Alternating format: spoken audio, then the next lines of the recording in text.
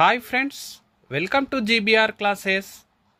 ఈరోజు Telangana culture top 1000 క్వశ్చన్స్లో భాగంగా part 1లో మొదటి 25 క్వశ్చన్స్ను అబ్జర్వ్ చేద్దాం. ఈ వీడియోను మొదటిసారిగా చూస్తున్న వారు సబ్స్క్రైబ్ చేసుకొని వీలైనంత ఎక్కువ మందికి షేర్ చేయాల్సిందిగా కోరుతా ఉన్నాను. ఫస్ట్ క్వశ్చన్, మాజీ ప్రధాని పివి నరసింహారావు ఆత్మకథను తెలుగులో ఏ పేరుతో ప్రచురించారు? ఆన్సర్ లోపలి మనిషి. ఇది ఇంగ్లీష్లో ది ఇన్సైడర్. పివి నరసింహారావు గారి మరొక రచన చూసినట్లయితే గొల్ల రామవ్వ.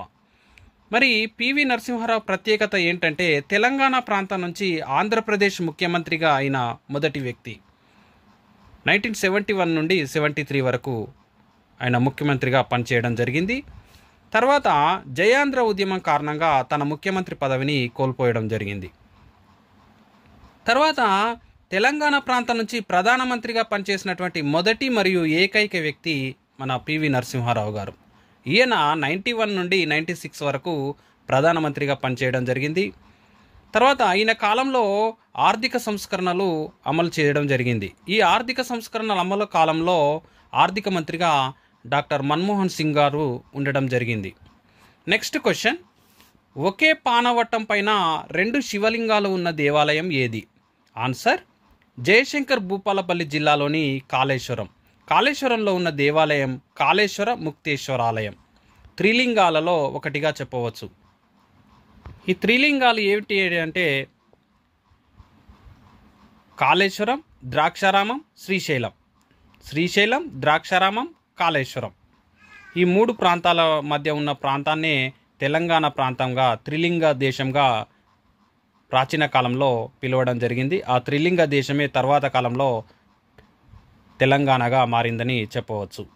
మరి కాళేశ్వరం దగ్గర ప్రాణహిత నది గోదావరి నదితో సంగమించడం జరుగుతూ ఉంది. తర్వాత తెలంగాణ ప్రభుత్వం కాళేశ్వరానికి దిగువన మేడిగడ్డ వద్ద కాళేశ్వరం ప్రాజెక్టులో భాగంగా లక్ష్మీ బ్యారేజ్ను, అదేవిధంగా కన్నెపల్లి వద్ద పంప్ హౌస్ను నిర్మించడం జరిగింది. నెక్స్ట్ క్వశ్చన్, తెలంగాణ అరకులోయగా ప్రసిద్ధి చెందిన ప్రాంతం ఏది? ఆన్సర్ నల్గొండ జిల్లా చందంపేట మండలంలోని దేవరచెర్లను తెలంగాణ అరకులోయగా ప్రసిద్ధి చెందిన ప్రాంతంగా పేర్కొనవచ్చు. తర్వాత తెలంగాణ కోనసీమగా భద్రాచలంలోని గోదావరి పరివాహక ప్రాంతాన్ని తెలంగాణ కోనసీమగా పిలవవచ్చు. తర్వాత తెలంగాణ ఊటీగా వికారాబాద్ జిల్లాలోని అనంతగిరి కొండలను తెలంగాణ ఊటీ అని పిలవడం జరుగుతూ ఉంది. తర్వాత నెక్స్ట్ క్వశ్చన్, కొండగట్టు జాతర ఏ జిల్లాలో జరుగుతుంది? జగిత్యాల జిల్లాలోని ముత్యంపేట గ్రామము. ఇక్కడ కొండగట్టులో ఆంజనేయ స్వామి దేవాలయం కలదు. అదేవిధంగా జగిత్యాల జిల్లాలోని ధర్మపురిలో లక్ష్మీనరసింహస్వామి దేవాలయం కలదని చెప్పవచ్చు. నెక్స్ట్ క్వశ్చన్, దళితుల చైతన్యం కోసం పనిచేసిన పంచమ పత్రికను స్థాపించింది? Answer JS Muthaiah. మరి భాగ్యారెడ్డి వర్మ గారు భాగ్యనగర్ పత్రికను స్థాపించగా తర్వాత కాలంలో అది ఆది హిందూ పత్రికగా మారింది. నెక్స్ట్ క్వశ్చన్, తెలంగాణ నయాగారగా ప్రసిద్ధి చెందిన బోగత జలపాతము ఏ జిల్లాలో కలదని అడుగుతా ఉన్నాడు. ఆన్సర్ వచ్చేసి ములుగు జిల్లాలోని వాజేడు మండలంలో కలదు. దీనినే చీకులపల్లి జలపాతం అని కూడా పిలవడం జరుగుతూ ఉంది. ఈ సందర్భంగా మరి ములుగు జిల్లాలోని ఇతర జలపాతాలను కూడా మనం అబ్జర్వ్ చేసినట్టయితే గుండాల జలపాతము, చింతామణి జలపాతము, గద్దలసిరి జలపాతము, ముత్యందార జలపాతాలు కూడా ములుగు జిల్లాలో కలవని చెప్పవచ్చు. నెక్స్ట్ క్వశ్చన్, తెలంగాణ సాయుధ పోరాట పితామహుడని ఎవరిని అంటారు? రావి నారాయణ రెడ్డి. ఈయన యాదాద్రి భువనగిరి జిల్లా బొల్లేపల్లి గ్రామానికి చెందినవాడు. ఈయన 1952లో జరిగినటువంటి పార్లమెంట్ ఎన్నికల్లో నల్గొండ పార్లమెంటు లోక్సభ స్థానం నుండి దేశంలోని అత్యధిక మెజారిటీతో గెలుపొంది రికార్డు సృష్టించడం జరిగింది. నెక్స్ట్ క్వశ్చన్, కాకతీయుల కాలం నాటి 2 తలల గండబేరుండం ఏ కోటలో కలదని అడుగుతా ఉన్నాడు. ఆన్సర్ వచ్చేసి మెదక్ కోటలో. మరి మెదక్ కోటను 12వ శతాబ్దంలో కాకతీయులకు చెందినటువంటి 2వ ప్రతాపరుద్రునిచే నిర్మించబడింది. ఈ కోట కాకతీయులు మరియు కుతుబ్ షాహీలకు కమాండ్ పోస్ట్గా ఉండేదని చెప్పవచ్చు. నెక్స్ట్ క్వశ్చన్, జగిత్యాల పల్లె అనే రచన ఎవరికి సంబంధించింది? ఆన్సర్ అల్లం నారాయణ. ఇతను తెలంగాణలో మొదటి ప్రెస్ అకాడమీ చైర్మన్. ఇతని యొక్క ఇతర రచనలు చూసినట్లయితే ప్రాణహిత, యాది మనాది, ఈ కాలపు దుఃఖము, జగిత్యాల పల్లె. మరి ఈ జగిత్యాల పల్లె అనే రచనలో మరి ఆ కాలంలో నక్సల్స్ పోలీస్ మధ్య జగిత్యాల పల్లెలు ఏ విధంగా నలిగిపోయిన విధానాన్ని ఈ యొక్క రచనలో వివరించడం జరిగింది. Next question, young men's improvement society అను సంస్థను స్థాపించింది ఎవరు? ఆన్సర్ అఘోరనాథ్ చటోపాధ్యాయ 1879లో. ఇతను నిజాం కాలేజీ మొదటి ప్రిన్సిపాల్. 1879లో యంగ్ మెన్ ఇంప్రూవ్మెంట్ సొసైటీ అనే సంస్థ ద్వారా హైదరాబాద్ ప్రజలకు స్వేచ్ఛ, సమానత్వపు హక్కుల గురించి ఈయన తెలియజేయడం జరిగింది. మరియు ఈయన అఘోరనాథ్ చటోపాధ్యాయ గారు సరోజిని నాయుడు యొక్క ఫాదర్ అన్న విషయము మనము గమనించాల్సిన అవసరం ఉంది. నెక్స్ట్ క్వశ్చన్, ప్రపంచవ్యాప్తంగా వేలాది ప్రదర్శనలు ఇచ్చి రికార్డు సృష్టించిన అద్రక్ కే పంజ్ అనే నాటకము ఎవరిచే వేయబడినది? ఆన్సర్ జబ్బర్ ఖాన్. అద్రక్ అనగా తెలుగులో అల్లం ముక్క. ఈ నాటకం ప్రధానంగా కుటుంబ నియంత్రణకు సంబంధించినది. ఈ నాటకాన్ని 27 విదేశీ భాషలలోకి అనువదించడం జరిగింది. నెక్స్ట్ క్వశ్చన్, ఇటీవల మనకు గ్రూప్ 2, గ్రూప్ 3 ఎగ్జామ్లో కూడా ఈ క్వశ్చన్ రావడం జరిగింది. సికింద్రాబాద్లోని ఉజ్జయిని మహాకాళి దేవాలయంని ఎవరు నిర్మించారు? ఆన్సర్ సూరటి అప్పయ్య. కలరా వ్యాధి నుండి విముక్తి కారణంగా మరి ఈ యొక్క దేవాలయాన్ని నిర్మించడం జరిగిందని చెప్పవచ్చు. ఇప్పుడు 13th క్వశ్చన్ చూద్దాం. తేలు ఆకారంని పోలిన ప్రముఖ కట్టడం ఫలక్నామా ప్యాలెస్ ఏ శైలిలో నిర్మించబడింది? ఆన్సర్ ఇటాలియన్ ట్యూడర్ శైలి. దీనిని 1884లో వికార్ ఉల్ ఉమ్రాచే నిర్మించబడడం జరిగింది. దీని రూపశిల్పి వచ్చేసి విలియం వార్ట్ మారేట్. ఫలక్నామా అనగా ఆకాశ దర్పణం అని మీనింగ్ రావడం జరుగుతూ ఉంది. మరి ఇప్పుడు దీన్ని ఒక 5 స్టార్ హోటల్గా దీనిని ప్రస్తుతం ఉపయోగించడం జరుగుతూ ఉంది. నెక్స్ట్ క్వశ్చన్ 14th వన్, ఎవరి జన్మదినం సందర్భంగా డిసెంబర్ 28ని ప్రపంచ మిమిక్రీ దినోత్సవంగా జరుపుకుంటారు? ఆన్సర్ నేరెళ్ల వేణుమాధవ్ యొక్క జన్మదిన సందర్భంగా డిసెంబర్ 28ని ప్రపంచ మిమిక్రీ దినోత్సవంగా జరుపుకుంటారని మనం ఆన్సర్ చేయాల్సిన అవసరం ఉంటుంది. ఇతనిని ఫాదర్ ఆఫ్ ఇండియన్ మిమిక్రీ అని పిలవడం జరుగుతూ ఉంది. పివి నరసింహారావు ముఖ్యమంత్రిగా ఉన్న సమయంలో ఇతనిని శాసన మండలికి నామినేట్ చేయడం జరిగింది. మరి ఈయన వేణుమాధవ్ గారు వరంగల్ జిల్లాకు చెందినవారు. నెక్స్ట్ ఆశ్రిత కులాలకు సంబంధించి మనకు ఏ ఎగ్జామ్లో అయినా కూడా ఈ యొక్క ఆశ్రిత కులాలకు సంబంధించి క్వశ్చన్ లేకుండా తెలంగాణ కల్చర్లో, తెలంగాణ హిస్టరీలో కానీ ఈ క్వశ్చన్ లేకుండా ఉండదని మనం చెప్పవచ్చు. ఇది చాలా ఇంపార్టెంట్ కాన్సెప్ట్, ఇది ఇంపార్టెంట్ టాపిక్. ఇది చూసినట్లయితే పద్మశాలుల ఆశ్రిత కులం ఏది అని మనల్ని అడుగుతా ఉన్నాడు. ఆన్సర్ సాధనాసురులు. అదేవిధంగా పెరుకలకు సంబంధించి వరుసభటులు, నెక్స్ట్ కోమట్లకు వీరముష్టివారు, ముదిరాజులకు పాండవుల వారు. ఈ ఒక లిస్ట్ ఉంటుంది, మొత్తము చదువుకోవాల్సిన అవసరం ఎంతైనా ఉంది. నెక్స్ట్ క్వశ్చన్ చూసినట్లయితే తెలంగాణలో గుర్తించబడిన మొట్టమొదటి పీవీటీజీ తెగ ఏమిటి? అసలు పీవీటీజీ అంటే ఏంటో తెలుసుకుందాం. పీవీటీజీ అనగా పర్టికులర్లీ వల్నరబుల్ ట్రైబల్ గ్రూప్. అంటే ట్రైబల్స్లోనే అత్యంత వెనుకబడి ఇక అంతరించిపోయే దశకు చెందిన వాళ్ళు, అసలు నాగరిక సమాజానికి దూరంగా ఉన్న వాళ్ళను పీవీటీజీలుగా గుర్తించడం జరుగుతుంది.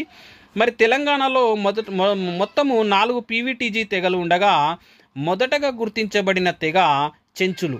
ఈ చెంచులు నాగర్ కర్నూలు జిల్లాలోని అమ్రాబాద్ అడవులు, నల్లమల అడవులలో ఉండటం జరుగుతూ ఉంది. చెంచుల యొక్క నివాస ప్రాంతాలను పెంటలు అంటారు. వీరు శ్రీశైలం మల్లికార్జుడిని తమ అల్లుడిగా భావించడం జరుగుతుంది. ఇంతకుముందు చెప్పినట్టే పీవీటీజీ అనగా పర్టికులర్లీ వల్నరబుల్ ట్రైబల్ గ్రూప్. ఈ వీడియో ఎండ్ వరకు చూడండి. ఈ వీడియో చూస్తే మీకు కనీసం 2 నుంచి 3 మార్కులు కంపల్సరీ రావడం జరుగుతూ ఉంది. నెక్స్ట్ క్వశ్చన్, 1990లో జాతీయ సమగ్రతా చిత్ర అవార్డు పొందిన కొమురం భీం చిత్ర దర్శకుడు ఎవరు? ఆన్సర్ అల్లాని శ్రీధర్. ఇతను మెదక్ జిల్లాకు చెందినవాడు. ఇతను దర్శకత్వం వహించిన మరికొన్ని చిత్రాలు రగులుతున్న భారతం, ఉత్సాహం, గౌతమ బుద్ధ. ఇతను తెలంగాణ సినిమా డైరెక్టర్ అసోసియేషన్ అధ్యక్షునిగా కూడా వ్యవహరించడం జరిగింది. నెక్స్ట్ క్వశ్చన్ చూద్దాం. 18th వన్, తెలంగాణలో 2వ పెద్ద జాతర అయినటువంటి గొల్లగట్టు జాతర ఏ జిల్లాలో జరుగుతూ ఉంది? దీనికి ఆన్సర్ వచ్చేసి సూర్యాపేట జిల్లా దురాజ్పల్లి సమీపంలో జరుగుతూ ఉంది. దీనిని ప్రతి 2 సంవత్సరాలకు ఒకసారి 4 రోజుల పాటు ఈ జాతర నిర్వహించడం జరుగుతుంది. యాదవుల కులదైవమైనటువంటి లింగమంతుల స్వామిని మరియు చౌడమ్మ తల్లిని ఈ యొక్క జాతరలో పూజించడం జరుగుతూ ఉంది. నెక్స్ట్ క్వశ్చన్, మహమ్మద్ ప్రవక్త జన్మదినం సందర్భంగా జరుపుకునే పండుగ ఏది అని మనల్ని ఎగ్జామిన్ చేస్తే మనం ఏమన్నా ఆన్సర్ ఇవ్వాల్సి ఉందంటే మిలాద్ ఉన్ నబీ. ఇది ఇస్లామిక్ క్యాలెండర్ రబీవుల్ అవల్ నెలలో 12వ తేదీన జరుపుకుంటారు. అదేవిధంగా హజరత్ అలీ జన్మదినం సందర్భంగా ఈద్ మిలాదే అలీ పండుగను జరుపుకుంటారని చెప్పవచ్చు. నెక్స్ట్ క్వశ్చన్, ప్రస్తుతం కోటిలోని ఉమెన్స్ కాలేజ్ భవనంగా ఉన్న బ్రిటిష్ రెసిడెన్సీని నిర్మించినది ఎవరు? ఎగ్జామ్ పాయింట్ ఆఫ్ వ్యూలో చాలా చాలా ఇంపార్టెంట్ క్వశ్చన్ ఇది. కిర్క్ ప్యాట్రిక్ 1803లో నిర్మించడం జరిగింది. దీని నిర్మాణ శైలి యూరోపియన్ శైలిలో నిర్మించడం జరిగింది. దీన్ని నిర్మించిన ఇంజనీర్ వచ్చేసి పి రస్సెల్. దీనిని 1949 నుంచి ఉమెన్స్ కాలేజ్గా ఉపయోగిస్తున్నారు. ఇటీవలే తెలంగాణ ప్రభుత్వం దీనిని చాకలి ఐలమ్మ మహిళా యూనివర్సిటీగా మార్చిందని చెప్పవచ్చు. మరి బ్రిటిష్ రెసిడెన్సీ అంటే ఏంటంటే ఈ బ్రిటిష్ రెసిడెంట్లు ఇప్పుడు నిజాం అలీఖాన్ కాలంలో నిజాం అలీఖాన్ సైన్య సహకార ఒప్పందాన్ని కుదుర్చుకుంటాడు. ఆ ఒప్పందంలో భాగంగా బ్రిటిష్ రెసిడెంట్లు హైదరాబాద్లో వచ్చి నివాసం ఉంటారు. ఆ బ్రిటిష్ రెసిడెంట్లు నివాసం ఉండడానికి ఈ యొక్క బ్రిటిష్ రెసిడెన్సీని నిర్మించారని చెప్పవచ్చు. నెక్స్ట్ క్వశ్చన్, హైదరాబాద్ సంస్థానాన్ని ఆపరేషన్ పోలో ద్వారా భారతదేశంలో విలీనం చేసిన తర్వాత మరి ఏ పార్ట్లో చేశారని ఇక్కడ అడుగుతా ఉన్నాడు. ఇది చాలాసార్లు ఎగ్జామ్లో రావడం జరిగింది. పార్ట్ బిలో చేర్చడం జరిగింది. అసలు ఈ పార్ట్ ఏబిసిడి అంటే ఏందో ఈ సందర్భంగా వివరిద్దాం. ఒక అంశాన్ని తీసుకున్నప్పుడు దానికి సంబంధించిన కాన్సెప్ట్ మొత్తం ఇక్కడ వివరించడం జరుగుతూ ఉంది. దీనివల్ల మీకు ఆ కాన్సెప్ట్ మొత్తం తెలిసి ఏ విధంగా క్వశ్చన్ ఇచ్చినా కూడా మీకు ఆన్సర్ చేసే విధంగా ఉండటం జరుగుతుంది. అసలు భారత యూనియన్లోని ఇప్పుడు 1956 ఈ రాష్ట్రాల పునర్వ్యవస్థీకరణకు ముందుగా భారతదేశంలోని రాష్ట్రాలను పార్ట్ ఏబిసిడిలుగా వర్గీకరించడం జరిగింది. అసలు పార్ట్ ఏలో బ్రిటిష్ ఇండియాలోని ప్రావిన్స్లు బ్రిటిష్ ఇండియాలోని ప్రావిన్స్లు Madras province, united province, central province, ఈ విధంగా బెంగాల్ ప్రావిన్స్, అస్సాం ప్రావిన్స్, ఈ విధంగా ప్రావిన్స్లను పార్ట్ ఏలో ముఖ్యమైనవి బ్రిటిష్ ఇండియా ప్రావిన్స్లను. పార్ట్ బిలో ఈ సంస్థానాలు చేర్చడం జరిగింది. అయితే సంస్థానాలలో శాసనసభ ఉన్న సంస్థానాలను పెద్ద సంస్థానాలను ఈ పార్ట్ బిలో చేర్చగా పార్ట్ సిలో శాసనసభ లేనిటువంటి చిన్న చిన్న సంస్థానాలను పార్ట్ సిలో చేర్చగా పార్ట్ డిలో అండమాన్ నికోబార్ దీవులను చేర్చడం జరిగింది. అయితే 7వ రాజ్యాంగ సవరణ చట్టం 1956 ద్వారా రాష్ట్రాల పునర్వ్యవస్థీకరణ చేయడం జరిగిందని మనందరికీ తెలుసు. ఈ రాష్ట్రాల పునర్వ్యవస్థీకరణ సందర్భంలో భారతదేశంలో అంతకుముందు ఉన్నటువంటి ఏబిసిడి వర్గీకరణను రద్దు చేసి రాష్ట్రాలను మొత్తం భారతదేశాన్ని 14 రాష్ట్రాలు మరియు 6 కేంద్రపాలిత ప్రాంతాలుగా విభజించడం జరిగింది. నెక్స్ట్ క్వశ్చన్ చూద్దాము. ఇది ఎగ్జామ్ పాయింట్ ఆఫ్ వ్యూలో చాలా సార్లు వచ్చిన క్వశ్చన్. మళ్ళీ ఫ్యూచర్లో కూడా ఎప్పటికైనా ఇది ఎవర్ గ్రీన్ కాన్సెప్ట్ అని ఎవర్ గ్రీన్ టాపిక్ అని చెప్పవచ్చు. చూద్దాం. తెలంగాణలో విత్తనోత్పత్తికి ప్రసిద్ధి చెందిన గ్రామం ఏది అని అడుగుతా ఉన్నాడు. ఆన్సర్ నిజామాబాద్ జిల్లాలోని అంకాపూర్ గ్రామము తెలంగాణలోని విత్తనోత్పత్తికి ప్రసిద్ధి చెందిందని చెప్పవచ్చు. సీడ్ క్యాపిటల్ ఆఫ్ తెలంగాణ అని ఈ యొక్క అంకాపూర్ గ్రామాన్ని పిలవడం జరుగుతుంది. నెక్స్ట్ క్వశ్చన్, ముల్కనూరు గ్రామం కరీంనగర్ జిల్లా భీమదేవరిపల్లి మండలంలోని ముల్కనూరు గ్రామము కోఆపరేటివ్ సొసైటీస్కు సంబంధించి కోఆపరేటివ్ బ్యాంకుకు ప్రసిద్ధిగాంచిన గ్రామం. అదేవిధంగా మహబూబ్ నగర్ జిల్లాలోని సిద్ధాపూర్ గ్రామము ఇంటర్నెట్ విలేజ్. అదేవిధంగా వరంగల్ జిల్లాలోని గీసుకొండ మండలానికి చెందిన గంగదేవిపల్లి గ్రామము మద్యపాన నిషేధము, అదేవిధంగా పారిశుద్ధ్యానికి సంబంధించి నిర్మల్ గ్రామ్ పురస్కార్ అవార్డు పొందినటువంటి గ్రామం. నెక్స్ట్ అలాంటిదే ఇంపార్టెంట్ క్వశ్చన్, తెలంగాణలో రూసాగడ్డికి ప్రసిద్ధి చెందిన జిల్లా ఏంటంటే నిజామాబాద్ జిల్లా. ఇది రూసాగడ్డితోని సుగంధ తైలాలు తయారు చేయడం జరుగుతూ ఉంది. తర్వాత మరి నిజామాబాద్ జిల్లాలోని నవీపేట్ గ్రామము విప్ప చెట్లకు ప్రసిద్ధి చెందిందని చెప్పవచ్చు. నెక్స్ట్ భీమ్గల్ గ్రామం, ఇదే నిజామాబాద్ జిల్లాలోని భీమ్గల్ గ్రామము నీమ్ చెట్లకు ప్రసిద్ధి చెందిందని మనము గుర్తుంచుకోవాల్సిన అవసరము ఎంతైనా ఉంది. ఇప్పుడు ఈ యొక్క 22nd, 23rd ఈ రెండు క్వశ్చన్లకెళ్ళి ఒక మార్కు కంపల్సరీ రావడం జరుగుతూ ఉంది.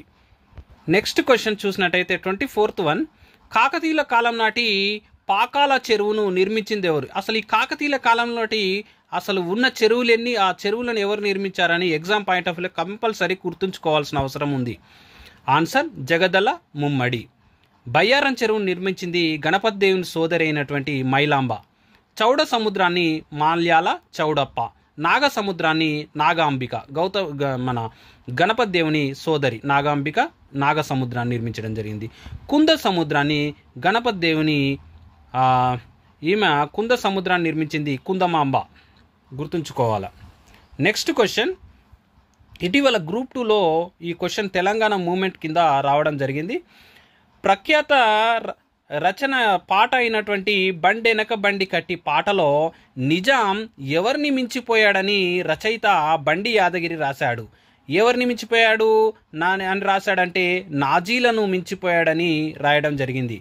మరి ఈ పాటను బండి యాదగిరి సూర్యాపేట దేశ్ముఖ్ జన్నారెడ్డి ప్రతాపరెడ్డికి వ్యతిరేకంగా రాయగా 1986లో విడుదలైనటువంటి మాభూమి సినిమాలో గద్దర్ ఈ పాటను పాడడం జరిగింది.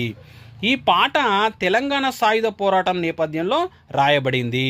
నెక్స్ట్ బండి యాదగిరి సూర్యాపేట జిల్లా నూతనకల్ మండలం వెంకిపల్లి గ్రామానికి చెందినవాడు. ఇంతటితో పార్ట్ 1 అనేది ముగిద్దాం. మరి ఇలాంటి ఈ క్లాసెస్ ఎక్కువ మందికి షేర్ చేసి మీరు సబ్స్క్రైబ్ చేసుకొని, అదేవిధంగా నా యొక్క టెలిగ్రామ్ ఛానల్ అయినటువంటి జీబీఆర్ క్లాసెస్లో జాయిన్ అయ్యి ఈ యొక్క పీడిఎఫ్ను నేను అందించడం జరుగుతూ ఉంది.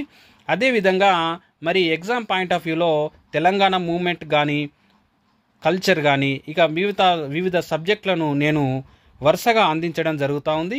మరి ఈ క్లాసెస్ను మీరు నా యొక్క యూట్యూబ్ ఛానల్ను సబ్స్క్రైబ్ చేసుకొని మీ ఫ్రెండ్స్కు షేర్ చేసి ఎక్కువ మందికి షేర్ అయ్యేలా చేస్తే నాకు కూడా సపోర్ట్ చేసినట్టుగా ఉంటుందని కోరుతూ ఈ యొక్క క్లాస్ను ముగిస్తూ ఉన్నాను. ధన్యవాదాలు.